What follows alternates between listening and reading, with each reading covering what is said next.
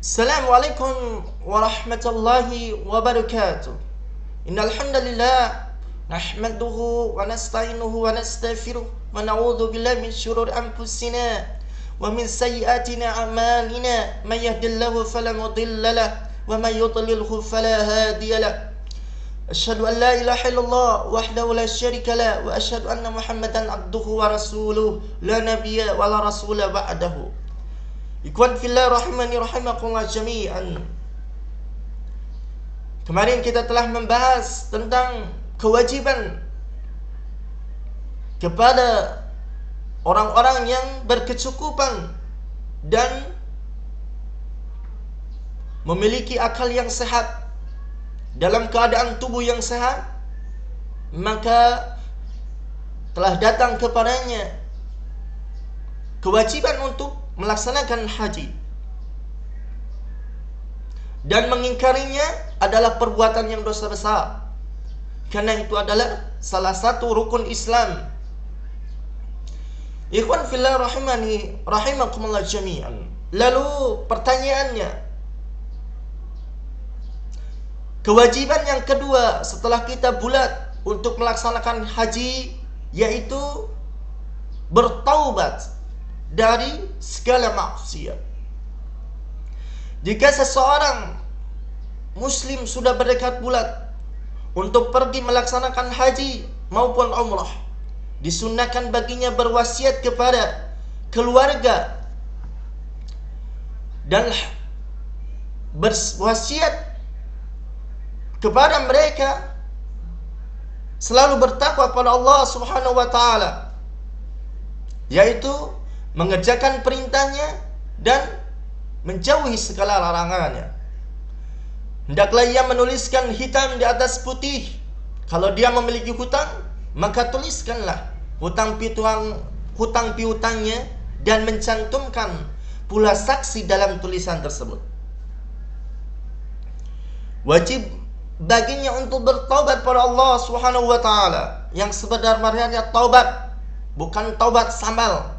Udah tahu pedas terus dimakan, yaitu taubatan nasuha, benar-benar bertaubat dari segala dosa berdasarkan firman Allah Subhanahu wa taala, wa tubu ilallahi jami'an ayyuhal mu'minuna la'allakum tuflihun, dan bertaubatlah kamu sekalian pada Allah Subhanahu wa taala, wahai orang-orang yang beriman, agar supaya kamu beruntung. Quran surah An-Nur ayat ke-31. Hakikat taubat ialah berlepas total dan meninggalkan dosa seraya menyesali dosa yang lampau dan bertekad untuk tidak melakukannya lagi. Jika ia pernah melakukan sebuah perbuatan dosa,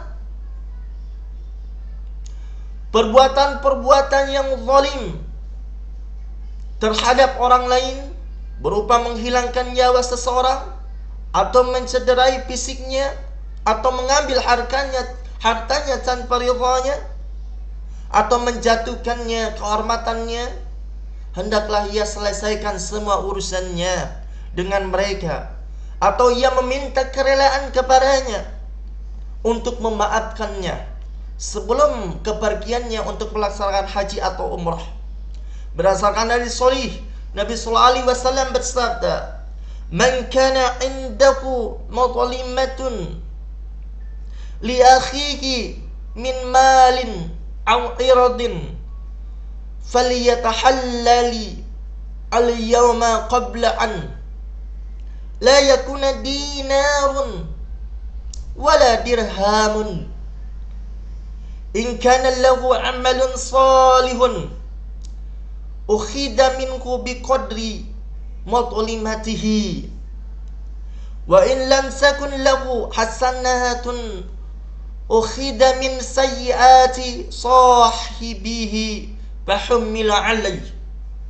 Barang siapa yang memiliki tanggungan yang harus dibayarnya, atau hutang piutang, atau perilaku salah yang dilakukan kepada saudaranya, baik berupa harta yang diambilnya tanpa ridhanya, atau harga diri saudaranya yang ia jatuhkan di depan umum. Maka pada hari ini juga ia hendaklah meminta kerelaannya kepada saudara-saudaranya atau tetangganya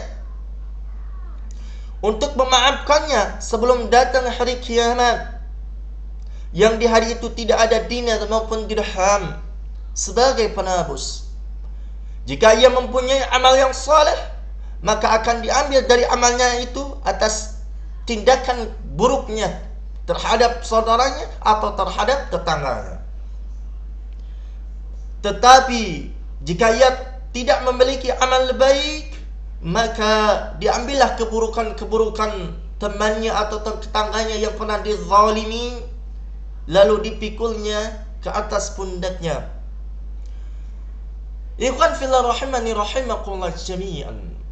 Untuk itu kami pesan, apabila kita bulat untuk melaksanakan ibadah haji, maka bersegeralah kita memohon maaf kepada kerabat kita, saudara kita, ataupun tetangga kita yang paling terdekat ataupun yang paling jauh. Karena sekali lagi, kita tidak tahu apa yang akan terjadi apabila pada saat kita melaksanakan haji atau umrah.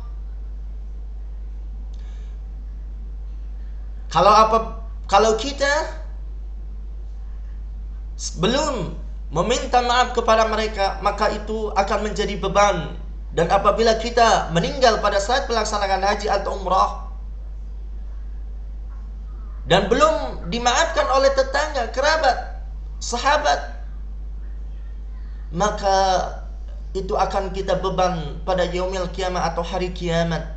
Dan apabila kita memiliki amalan soleh, amalan kita akan dimasukkan ataupun sebagai pengganti keburukan kita. Lalu apabila kita tidak memiliki amalan soleh, maka semua dosa yang pernah kita zalimi, yang telah kita aniaya, maka menjadi pikulan atau menjadi beban yang akan dipikul nanti di hari kiamat, di hari pembalasan. Mungkin sekian, kurang lebihnya mohon maaf. Wabillahi taufiq wal hidayah. Wassalamualaikum warahmatullahi wabarakatuh.